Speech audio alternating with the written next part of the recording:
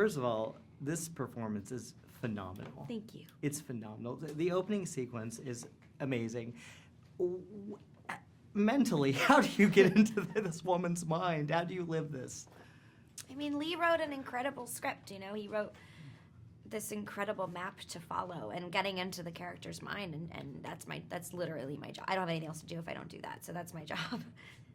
Yeah, well, speaking of, and I ask Leigh this, I ask, why you? What was it about you that made this movie work? What was it about Leigh? Why was he the person to tell this story? You know, he's such a fan of this genre and has so much respect for it. He's seen everything. Obviously, he has a writing background in it. He really loves it. And that kind of passion and that kind of enthusiasm is really important. I really love it too. So for me, we put the two of us together, and it was just about sometimes making it as scary as we could, and we'd come up with ideas of like, ooh, yeah, and then this could happen, and then that would be really scary. And like, just from like a viewer's standpoint, like we love that stuff. So we love doing all the like little things that we see in movies, you know, like when you close a mirror, when a character opens a mirror and then closes it, and you think there's going to be something there. Like, we loved that stuff. Well, and the thing is, it can be done badly, easily. Yeah. But not, there's moments in this that are truly shocking. Truly shocking. What was the set like? I mean, this is so dreadful. You're like, for the whole thing. I love the relationship between you and the family too, and that was what was it like to work with those two and to find that kind of relationship, build that? It was wonderful. I mean, they're so professional and kind and so good at what they do, and everyone was fun and everyone was funny and having like a great time. That was the thing of like when they were cast. I was the first person to come on, and then as they were casting the film, I think it was Storm next, and it just got better and better and better. It was like Storm Reid and Aldis Hodge and then Ollie, and it just like better. The cast just became like this really cool cast. So I felt very lucky that I got to work with them. And this is such a demanding, physically, emotionally demanding. Was there ever a time when you're just like, okay, I got to break. I got to take a break, because you go to places in this film. I mean, I don't really have time to take a lot of breaks sometimes on set, because you got to kind of keep going. Yeah. And we have a lot to do. So no, it was more about just taking care of myself in between and making sure that like I got sleep and I got like physical therapy and got, you know, training and everything to kind of do all the physical stuff and to not hurt myself. Oh yeah, because you go there. Now, were you a fan of the original, the horror from the you know, the Universal monster movies from the day? Invisible Man? Yeah, Invisible Man. I've never seen anything. Really? Yeah. Really? Yeah. So you Probably went not supposed to say that, but I have it. Well, I mean, this is a completely different. It's just so different. It doesn't really matter. Yeah. No, I mean, you know, that was made in the 30s or whatever. This feels obviously very relevant. There's a lot of relevance in this story. Yeah. Did that kind of come into play for you, or do you not even think about that? Oh, definitely. I mean, one of the things I loved was originally I wanted to make a really scary movie, and it's been a dream of mine to do that. I love the genre. I love scary movies.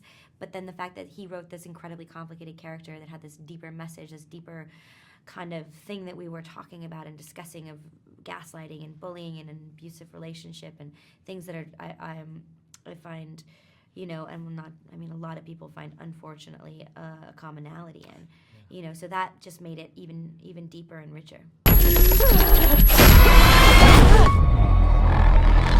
Let me help you. You can't help me. Surprise.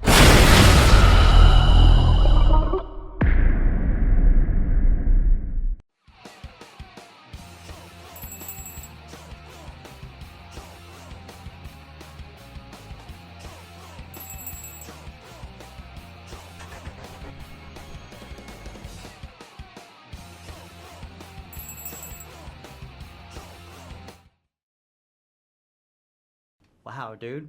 I mean, so you saw it at the ArcLight? I saw it at the ArcLight on Monday. Oh, and great. It's so emotional. It's so stunningly emotional. You go balls out. Yeah. I mean, why? This isn't just a horror film. This is a really strong. This is a statement. Yeah, I mean, that's what I wanted to do. As you know, I've been involved with a lot of horror films before. Yeah.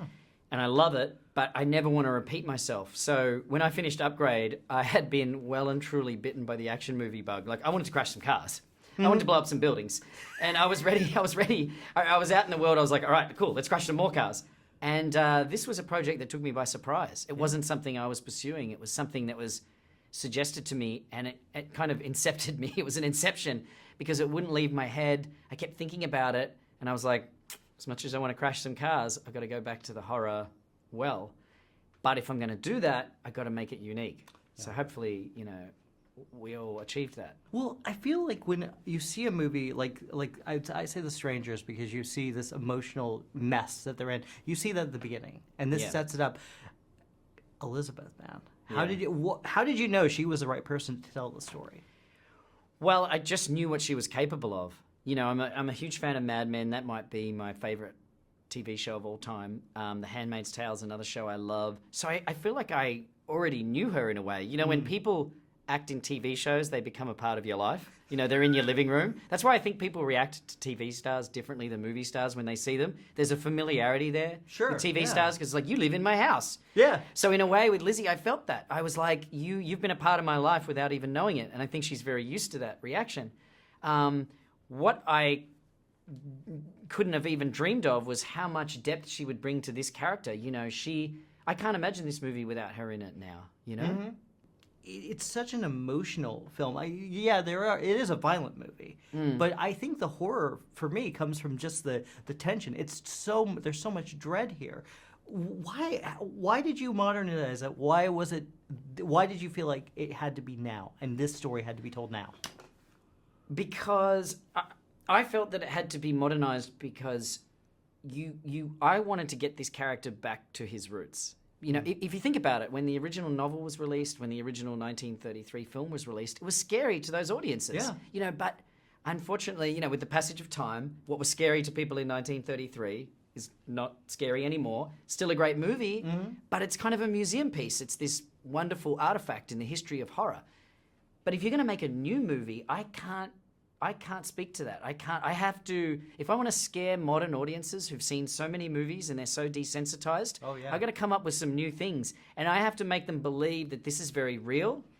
I wouldn't have wanted to do the 1800s London version of this. The you know, horse-drawn carriage down the street, lightning over the cemetery. You know, that version, sure, it's fun in a production design way. It's fun to have horse-drawn carriages and fog machines filling up the streets, but from a viewing standpoint, I think it's better to make this film very clinical, very real, so that the audience is like, this could happen tomorrow. Yeah. You know.